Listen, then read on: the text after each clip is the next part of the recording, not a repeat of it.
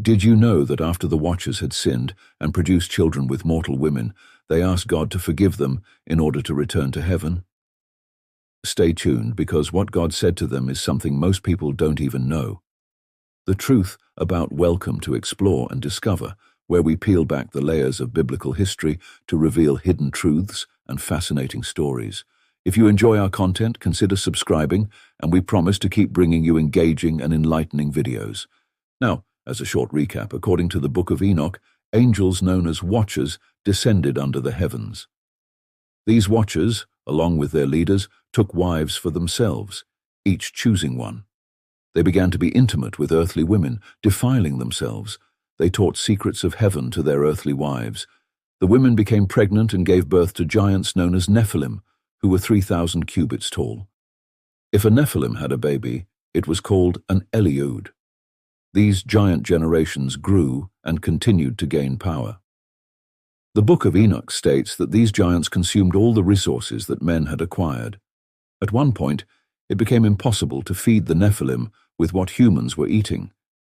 When those resources could no longer sustain the giants, they began to consume and devour mankind. Yes, mankind, as in human beings like you and me. According to Enoch, these giants were eating and killing God's creation. When no humans were available, they sinned against birds, beasts, reptiles, and fish. It got to the point where these giants were even eating each other and drinking fresh blood. The Watchers' generation continued to mix with humans and anything else they could get their hands on. They also taught humans forbidden knowledge, like how to make swords, knives, shields, breastplates, and how to use paints, dyes, enchantments, and astrology, among other things. Because of this, there was widespread godlessness. People committed fornication, were led astray, and became corrupt in many ways. As men were dying and being destroyed, they cried out, and their voices reached heaven. After all of this had happened, God sent his archangels, Uriel, Gabriel, Raphael, and Michael, to start punishing the Watchers for their crimes. God also called Enoch and stated, "Enoch, thou scribe of righteousness, go declare to the Watchers of the heaven, who have left the high heaven, the holy eternal place, and have defiled themselves with women, and have done as the children of earth do, and have taken unto themselves wives. Ye have wrought great destruction on the earth, and ye shall have no peace, nor forgiveness of sin." God instructed Enoch to deliver this message to the Watchers. Because they had abandoned their holy place, married human women, and caused great destruction on earth, they would not find peace or forgiveness for their sins. Their beloved children would all be destroyed, and the Watchers would witness this destruction. They would continue to mourn, beg, and ask God for forgiveness, but they would never receive it. After hearing all of this from God, Enoch followed God's instructions. First, Enoch went to the Watcher Azazel and stated, "Azazel, thou shalt have no peace.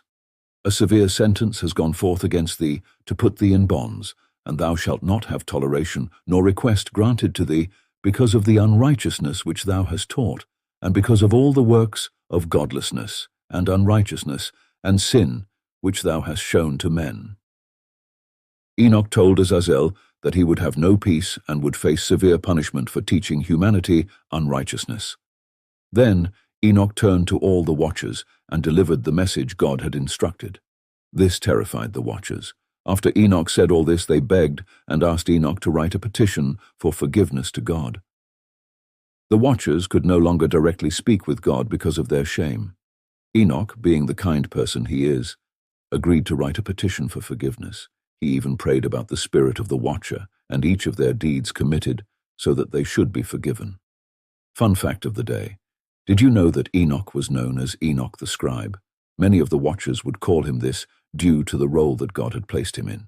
Okay, if you are learning something new, make sure you like, comment, and subscribe. Let's return back to the video. After writing this letter, Enoch went and sat down at the waters of Dan in the land of Dan. He read their petition until he ended up falling asleep. When Enoch fell asleep, he had a dream where he received visions of punishment and a commandment to deliver a message to the Watchers. Once Enoch woke up, he went to the Watchers, who were all gathered together and crying in a place called Ub's jail. Enoch shared his visions with the watchers, stating, "I wrote out your petition, and in my vision it appeared thus that your petition will not be granted unto you throughout all the days of eternity, and that judgment has been finally passed upon you.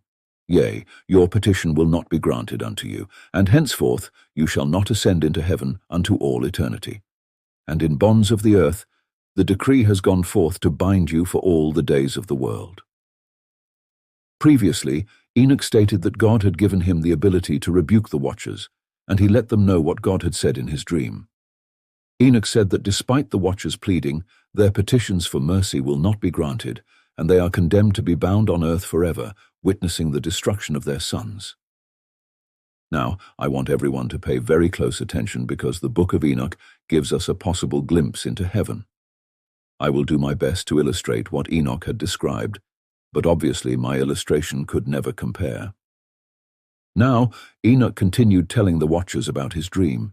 He stated, "Behold, in the vision clouds invited me, and a mist summoned me, and the course of the stars and the lightning sped and hastened me, and the winds in the vision caused me to fly, and lifted me upward and bore me into heaven. And I went in till I drew nigh to a wall which is built of crystals and surrounded by tongues of fire, and it began to affright me. And I went into the tongues of fire, and drew nigh to a large house which was built of crystals. And the walls of the house were like a tessellated floor made of crystals. And its groundwork was of crystal. Its ceiling was like the path of the stars and the lightnings, and between them were fiery cherubim, and their heaven was clear as water.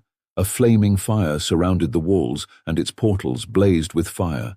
And I entered into that house, and it was hot as fire and cold as ice.